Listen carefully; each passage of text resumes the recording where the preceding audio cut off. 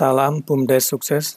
Ketemu kembali dengan Nutrik Digital Media. Kali ini kita akan menjelaskan tentang cara membaca laba rugi, menjelaskan dan dari mana itu diperoleh. Ya. Nah, pertama kita mau lihat dulu di menunya, yaitu di laba rugi.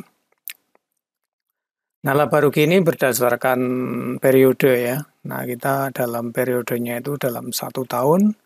1 tahun dalam arti bukan tahun berjalan, tapi misalnya tahun 2020 ya Januari sampai Desember gitu. Tidak tahun berjalan kan mungkin bisa juga kita mulai dari Juli tahun 2020 sampai dengan Juli tahun 2021. Nah, itu tidak demikian dalam aplikasi kita ini. Nah, misalnya kalau kita mulai bulan Juli ya kita hitungnya bulan Juli sampai Desember gitu ya. Oke, per periode istilahnya. Kalau neraca tadi adalah per waktu, kalau laba rugi per periode. Nah, laba rugi didapatkan dari pendapatan, yaitu jumlah keseluruhan pendapatan dan dikurangi dengan biaya-biaya beban gitu, nanti akan menghasilkan laba. Nah, kita lihat, misalnya kita dalam satu periode setengah tahun misalnya ya. Nah, kita mulai dari Januari sampai dengan bulan Juni ya, setengah tahun gitu ya. Ini juga bisa langsung full 1 tahun, kita ini mencoba setengah tahun aja. Nah, kemudian kita klik tampilkan. Nah, ini akan muncul di sini. Nah, ini jenis-jenis pendapatannya dan kemudian nanti ada beban-beban yang akan terjumlah menjadi laba. Nah, ini akan ada di Januari, Februari, Maret, April, Mei, Juni. Nah, maka ada subtotalnya. Nah, di sini ada pendapatan yang sudah kita. Nah, pendapatan ini bisa diinput secara manual atau kalau di perdagangan bisa terjadi secara otomatis, di mana kita menjual produk akan menghasilkan laba dan harga pokok pembelian gitu ya. Nah, ini laba tentunya diperoleh dari pendapatan-pendapatan karena ini adalah laba konsolidasi. Ini kalau sudah ini bisa sudah tampil gini bisa dicetak.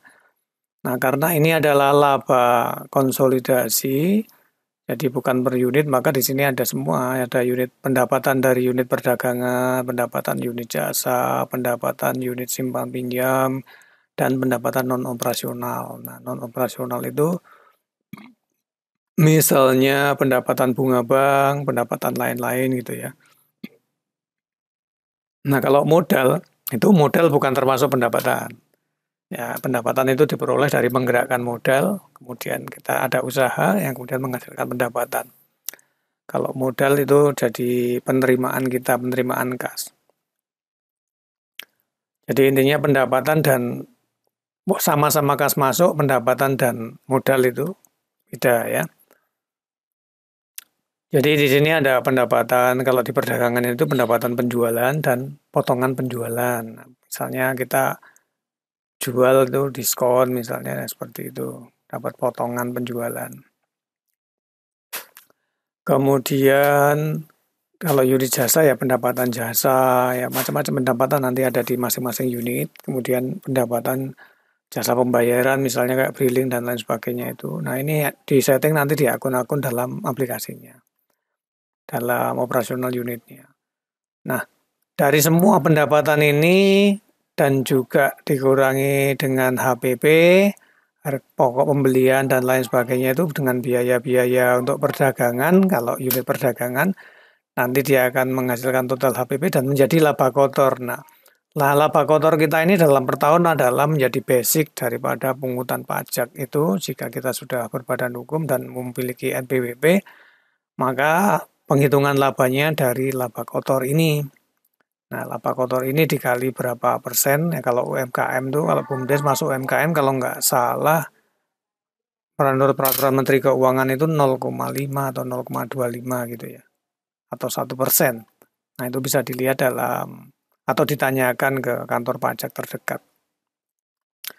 Nah, ini seputar pendapatannya, kemudian beban-beban. Nah, setelah kita laba kotor ini dikurangi dengan beban-beban, beban operasional dan beban non operasional, misalnya beban operasional ya beban-beban sehari-hari, administrasi umum gitu, terus beban gaji karyawan kita, terus biaya pembinaan dan pelatihan kalau ada, terus beban-beban penyusutan, inventaris, penyusutan sewa, dan lain sebagainya, dan beban operasional lain-lain.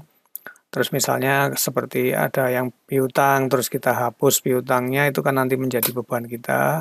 Kemudian penghapusan pinjaman, misalnya kurang 100.000, nggak lunas, belum lunas-lunas, orangnya pergi, atau orangnya sudah meninggal dunia, dan lain sebagainya, kita bisa hapus, dan itu kan menjadi beban. Nah, kemudian ada beban administrasi bank, misalnya apa itu biaya kartu, biaya buku, dan lain sebagainya gitu ya.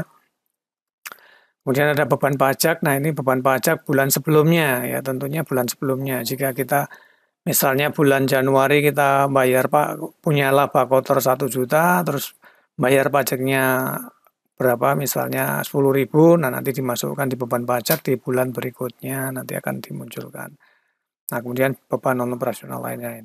Nah, setelah seluruh pendapatan ini dan dikurangi HPP ini menghasilkan laba kotor, kemudian dikurangi beban-beban ini, nanti akan menghasilkan laba berjalan atau laba bersih kita selama periode tersebut.